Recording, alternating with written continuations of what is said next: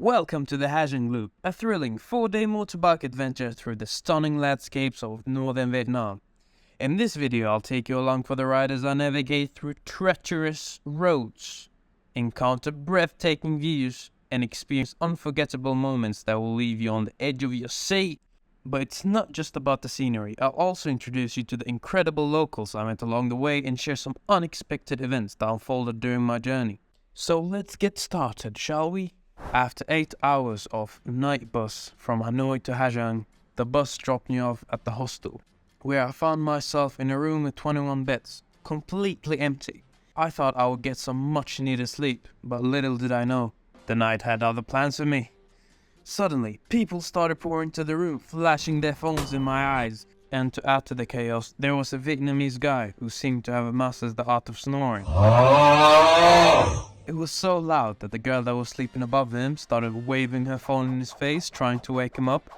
When that didn't work, she resorted to taking a pillow and continuing to smashing his face until he woke up, which she was successful in for about 5 minutes, where he then resumed his sleep and snoring. But that crazy night quickly faded away when the morning light revealed the majestic mountains which we were about to conquer. The excitement was in the air as we geared up and set off on our motorbikes. Also, I've never ridden a semi-auto, and some in the group haven't either, and their way of teaching us was on the go. Cause what's the worst that can happen when you're learning how to drive a motorbike on an unregulated mountain? And with that, I'll leave it to our reporter Mo, that's currently out on the field. First stop, going decent. Still hasn't died. And thank you, Mo. Yes, we're here. As you can see, it's cloudy and we're kind of lost. I lost track of my group and now we're here in the middle of nowhere. Google Maps sent me on this very, very dangerous road, but we're gonna make it. We might be lost, but not lost in hope. And I'll see you in the next one. Enjoy the view for now. Back to you, Mo. And thank you, Mo. To elaborate what happened, I lost sight of the group when a car drove in front of me, so I continued straight ahead, whilst the group in front turned into a cafe, which I didn't notice.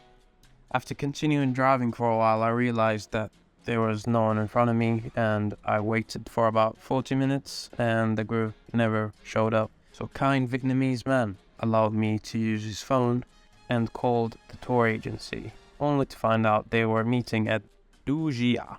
So off I went, asking every local I met on the way for direction. And after I took the wrong turn a couple of times, it seems that I was on the way there.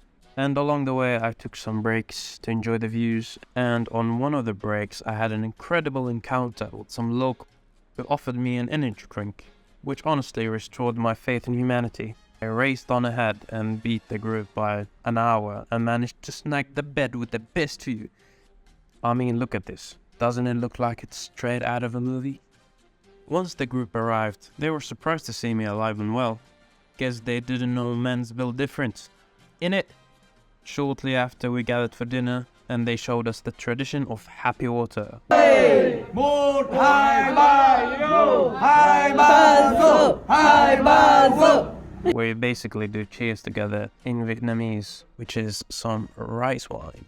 And they were surprised I wasn't drinking, but were understanding once I said it was for religious purposes. So I participated with some of that OG water. And I didn't need no happy water to kill it on the karaoke later on.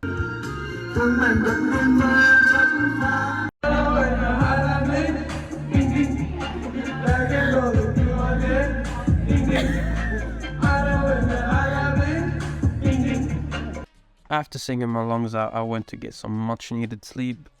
For tomorrow there's much more driving to do, but this time I'll be with a group, so stay tuned for the next one.